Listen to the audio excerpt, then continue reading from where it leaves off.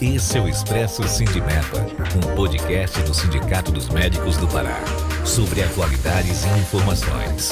Siga nosso perfil na sua plataforma preferida e acompanhe todos os episódios. Olá, seja bem-vindo a mais um episódio do Expresso Sindimepa.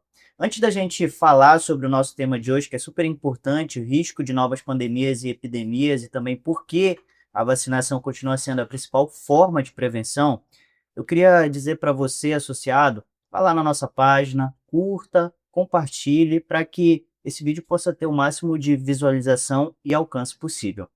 Doutor Amoras? Isso, eu queria agradecer a participação de todos, do nosso convidado, vou apresentá-lo. O Dr. Lorival Massola é um irmão, amigo, querido, mas vou pedir para ele fazer sua apresentação pessoal. Todos já o conhecem, infectologista renomado, que desenvolve um trabalho maravilhoso dentro dessa área. Eu queria também convocar todos, não só para estarem acompanhando o nosso Expresso Sindimepa, mas todas as mídias que hoje o Sindicato dos Médicos trabalha. Isso é importante porque nós sempre vamos estar divulgando o que acontece no dia a dia da vida do médico paraense, quais são os projetos que nós estamos atuando na defesa profissional e todas as vantagens em ser associado ao Sindimep. Lorival, obrigado pelo aceito do convite. Queria que você se apresentasse a todos. Hoje o nosso tema é a abordagem do que nós temos em relação de mais atual, falando de imunizações, falando das doenças infecto-contagiosas, falando um pouco da pandemia pela qual passamos e de expectativas positivas ou negativas que isso possa voltar para o nosso dia a dia, né, do nosso planeta. Por favor, Lorival. Olá, Eduardo. Antes de tudo, obrigado pela oportunidade de estar aqui falando. Olá, Will, que é toda a equipe, principalmente a você que está nos assistindo. Eu sou Lorival Massola, como meu amigo Eduardo falou, eu sou médico infectologista, tenho uma longa estrada aí dentro da área. Sempre me dediquei muito à área de prevenção, sempre trabalhei muito com controle de infecção, infectologia geral, mas também diria na última década estou mais à frente da parte de vacinação, de imunização e focando sempre em prevenção, que é a minha área mais apaixonante da infectologia.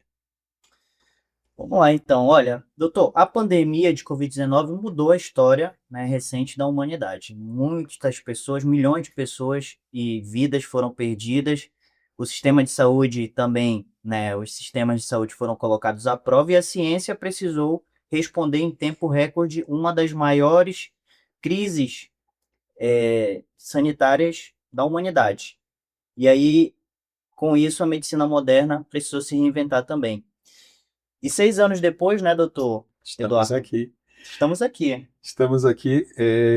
Primeiro tentando entender todo esse processo pelo qual passamos, superamos, mas também na ansiedade e expectativa daquela dúvida. Poderemos vivenciar isso novamente?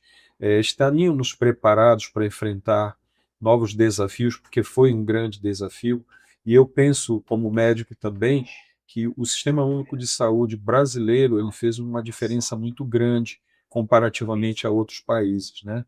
Então, essa ameaça de um novo vírus que o mundo enfrenta, a gente tem tantas informações que são verdadeiras, outras que nem tanto, né?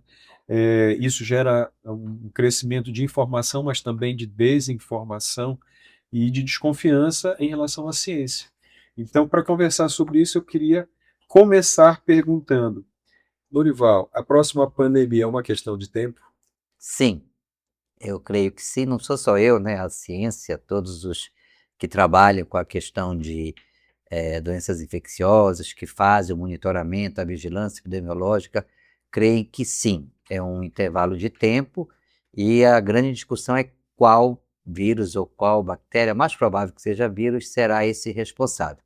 Lembrar que um pouquinho mais de 10 anos antes nós tivemos a pandemia da gripe, que foi chamada gripe suína, e depois veio a pandemia da Covid, cenários totalmente diferentes, resultados infelizmente diferentes, principalmente do ponto de vista de letalidade, de pacientes que perderam a vida em relação à pandemia, mas sim, é uma questão de tempo, visto que a história nos mostra isso.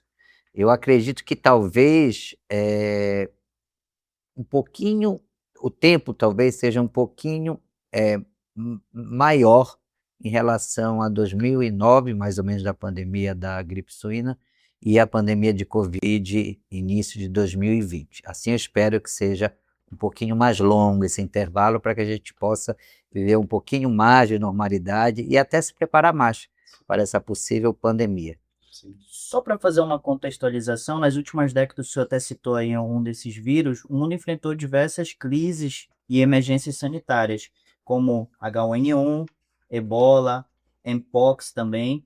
E mais recente agora, a gente estava até comentando sobre isso, o Hantavírus, que não é um vírus recente, mas que voltou a ser o foco das atenções, também chamou atenção para a ciência. E aí eu pergunto para o senhor, né? Mudanças ambientais, desmatamento, alteração climática modificam a circulação desses vírus e outros agentes infecciosos. Quais doenças hoje preocupam mais a comunidade científica? A questão do que preocupa mais é muito relativo em relação a qual seria essa preocupação.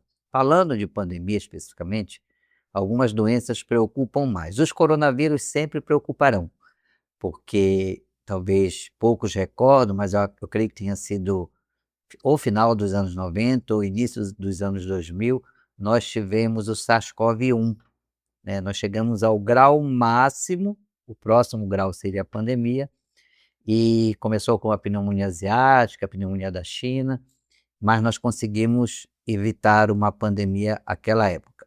E depois, em 2020, na verdade em 2019, surgiu o SARS-CoV-2 e a pandemia de Covid. Então, os coronavírus sempre serão uma preocupação como possíveis causa de uma nova epidemia, uma nova pandemia e preocupação mundial. Por isso que eles sempre são monitorados, existe uma vigilância em cima deles.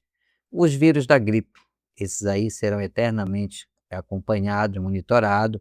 Existem sistemas pelo mundo que fazem esse acompanhamento e agora também dos vírus causadores, dos coronavírus, dos vírus causadores da Covid, porque o vírus da gripe muda muito, né? Então ele tem uma combinação, principalmente o tipo A da influenza, que faz essa combinação dele, muda e você pode ter o escape da vacina. E a influenza, ela tem algo muito semelhante com o coronavírus, é que ela gosta de animais. Então ela não é originalmente de homens, então ela gosta de animais. E aí você tem uma situação, principalmente relacionada às aves migratórias, que as aves mudam de acordo com a estação do ano, e essa mudança faz com que ela leve junto esse vírus. E em um determinado momento, como vem acontecendo com alguns tipos de influenza A, existe um escape desses vírus da ave para o homem. Só que ainda não há uma adaptação. E aí acaba se ocasionando um caso, uma morte, parando ali, não consegue passar de homem para homem. Então, hoje, os agentes que causam preocupação para uma nova pandemia são aqueles que têm uma transmissibilidade boa, alta, né? Ou seja, passado de pessoa para pessoa, precisa ser passado de pessoa para pessoa e precisa ser mantido na pessoa. Porque imagina só, se eu tenho um vírus que tem uma transmissão muito alta, é passado de pessoa a pessoa, mas quando ele chega na pessoa, ele mata o indivíduo. Tem uma letalidade muito alta. O que é que vai acontecer? Ele não vai passar de pessoa a pessoa, ele não vai ter tempo de contaminar muita gente. Quebra a cadeia. Exatamente. Então, essa é uma característica que às vezes até é difícil de explicar, então quer dizer que é melhor para não ter pandemia que ele seja altamente letal. Não, é melhor que não haja pandemia. Mas esses vírus com uma letalidade muito grande, a tendência é que eles não causem pandemia justamente por essa restrição. Então, nós temos o coronavírus, temos o vírus da influenza, o próprio o Mpox é sempre um risco que a gente tem da pandemia. Nós temos o Hantavírus, nós temos o Ebola vírus. Recentemente a gente teve uma variante específica do Ebola vírus que não está prevista, não está na cobertura da vacina. Então causou muito problema, vem causando problema na África. Então tem alguns tipos de agentes que são conhecidos e são monitorados. E a gente tem um conceito de doença X, que é justamente assim, como foi com o coronavírus, com o SARS-CoV-2. Um agente que não se conhece, logo não está sendo acompanhado, ele pode, de repente, surgir, ter esse escape, porque não se conhece, e acontecer em uma cidade, em questão de semana, o mundo todo está sendo acometido por ele. Então, isso é uma realidade nossa, que a gente vai ter que viver sempre. E acho que depois vai ter oportunidade de discutir como isso não aconteceu, quais as estratégias para evitar que isso aconteça. Claro. Lourival, você já tocou algumas coisas que eu queria perguntar, mas eu queria, para que todos entendam de forma mais clara. Primeiro, o que é a doença X? O que é a chamada doença X? Você acabou de já dar uma pincelada. Mas, dentro desse contexto, se a gente fosse pensar numa possibilidade de pandemia futura, eu lhe pergunto, ela poderia ser inevitável? Ou evitável, melhor dizendo? Ela poderia ser preventivamente tratada de uma forma de gestão, de cuidados para que não acontecesse? E, dentro desse contexto, quais seriam, na sua avaliação pessoal, as doenças que mais estariam envolvidas? Ou seria alguma doença X que a gente ainda não tem ideia do que possa trazer? Essa doença X é o candidato possível à nova pandemia, aquele que talvez a gente nem conheça, que pode causar essa nova situação epidêmica e pandêmica. Eu não falei de um problema, que não é uma pandemia, não é uma epidemia, mas que a gente não pode esquecer, e ele acontece de forma silenciosa, que é a resistência bacteriana. A resistência bacteriana é uma preocupação mundial, é uma preocupação da Organização Mundial de Saúde e de todos os órgãos que trabalham com saúde pública, porque ela acontece hoje, uma realidade, acontece dentro de todos os hospitais em todos os países. Claro que ela não vai causar uma pandemia, porque tem conceitos diferentes, mas ela é um problema grave e que hoje já é existente para nós, a nossa realidade. Então, eu acredito muito na influenza, sabe, Eduardo? Se eu tivesse que apostar, assim, quem que você acha que pode ser o próximo candidato a uma pandemia? Eu acho que os vírus da influenza. Porque a gente tem vírus de influenza perigosíssimo, que tem uma letalidade alta e que não estão na cobertura da vacina.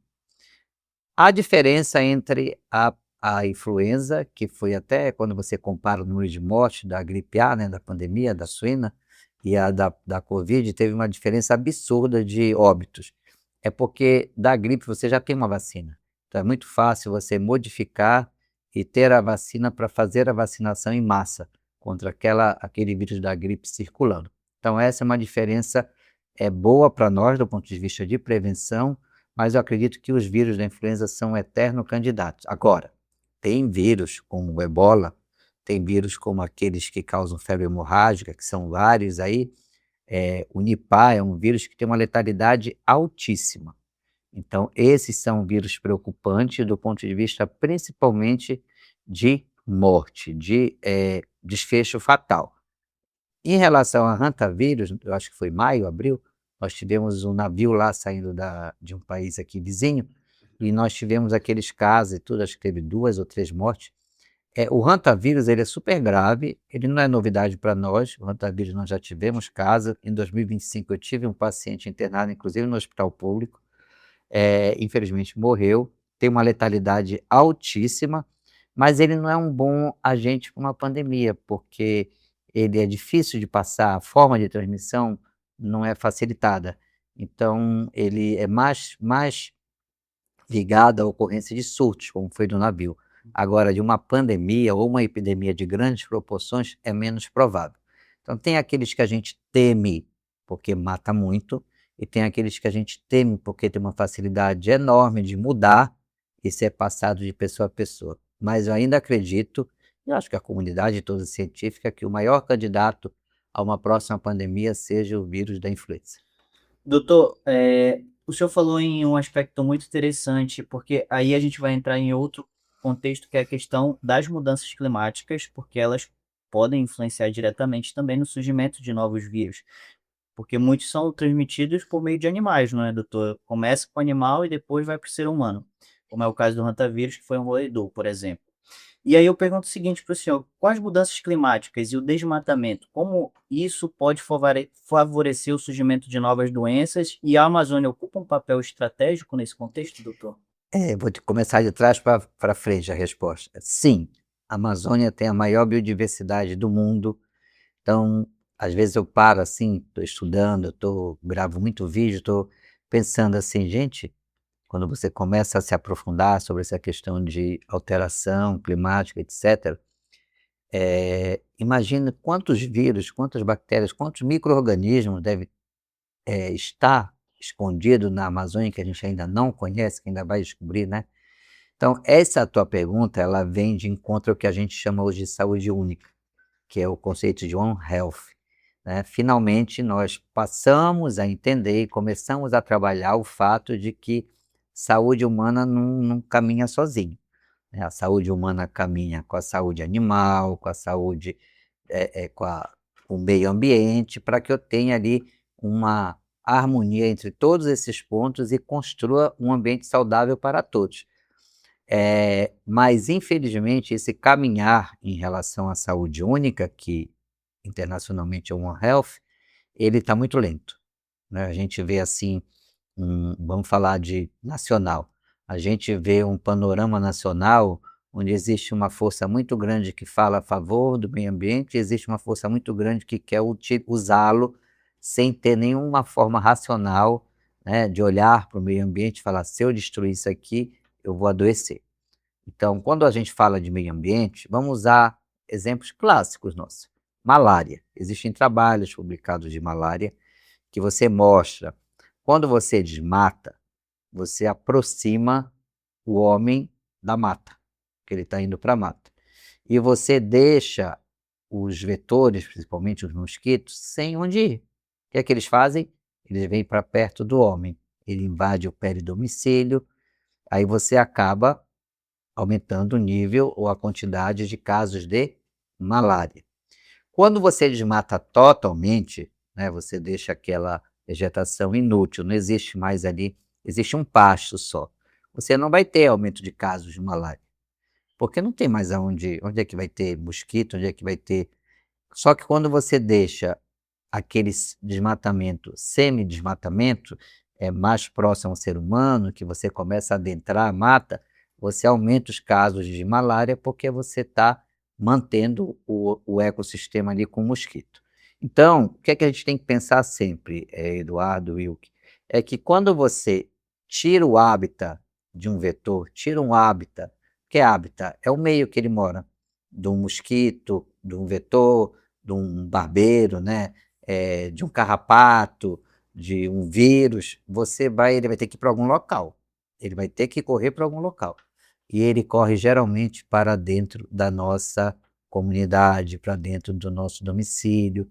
Aí você tem os casos, por exemplo, no passado a gente via muito, hoje menos, mas dos barbeiros transmitindo a doença de Chagas, que eles se alimentavam do sangue das galinhas, né? Então, eles invadiam e ficavam no peridomicílio e nos galinheiros. Aí depois, à noite, se alimentavam, iam fazer o pasto deles, o repasto deles do sangue humano. Então, esse é o problema do sistema, né? A gente está vivendo agora o momento do El Niño, calor aí que vai piorar, inclusive. O que é que o El Niño traz? Ambientes mais secos, propício a doenças respiratórias, aumenta o risco de todas as arboviroses. Então, infelizmente, se a gente não mudar essa maneira de olhar para o meio ambiente e entender que é essa harmonia entre o meio ambiente e o ser humano que a gente vai conseguir sobreviver melhor, a gente não vai para frente, tá? Então, é aí que eu acho que sim, que uma nova pandemia ela vai acontecer e, infelizmente, poucas as lições em relação a isso nós trouxemos da pandemia para mudar. Essa convivência entre homem e animal é muito grande, né? Por que que as pessoas dizem assim, aquelas teorias conspiratórias? Ah, foi a China que criou a Covid. Não, a China não criou a Covid. Os hábitos da China permitem que eles convivam muito próximo a animais, né? As feiras trazem animais vivos, são abertos e tudo. Eu acredito que eles mudaram muito depois da SARS-CoV-2, né? Da Covid. Mas é isso que permite. Até pouco tempo, não sei, que faz tempo que eu não visito, numa feira pública conhecida aqui em Belém, ali, aqui próximo, inclusive, eles mantinham animais vivos em gaiolas, né? Frango, galinha, para que você pegasse, abatesse em casa. esse convívio com animais vivos, sem saber o que eles têm ali, quais são os vetores, muitas vezes eles carregam carrapato, muitas vezes eles carregam o próprio barbeiro, esse convívio, ele é muito propício à transmissão de doença. Recentemente, acho que foi ano passado, né? Final do ano passado, início desse ano, nós tivemos um surto de doença de Chagas aguda. Quem imaginou surto de doença de Chagas aguda numa área metropolitana de Belém? Ah, mas como isso aconteceu? Transmissão oral. Transmissão oral. Não existe uma fiscalização adequada, o açaí é um produto caro, então as pessoas buscam o açaí mais barato. O açaí mais barato é aquele que é preparado de qualquer maneira, Condições né? adequadas. Quem já teve a oportunidade de visitar ambientes padrões para fazer o preparo do açaí, custa caro, porque é um maquinário caro, mas nos garante saúde, né? Perfeito. Dorival, se nós tivéssemos aprendido que as pandemias podem surgir como nós tivemos há 6 anos atrás, e que, como o Wilk falou, tantas vidas foram ceifadas, a gente poderia imaginar que a população aprendeu e vai ter uma preparação para evitar que uma nova vinha pela frente. Mas aí a gente também viu que essa pandemia trouxe umas marcas bem complicadas, trazendo debates que envolviam a confiança na ciência, inclusive, as políticas públicas, o papel da informação, né, e a proteção da saúde coletiva. Nesse aspecto, você acha que a gente poderia trabalhar também em relação à prevenção?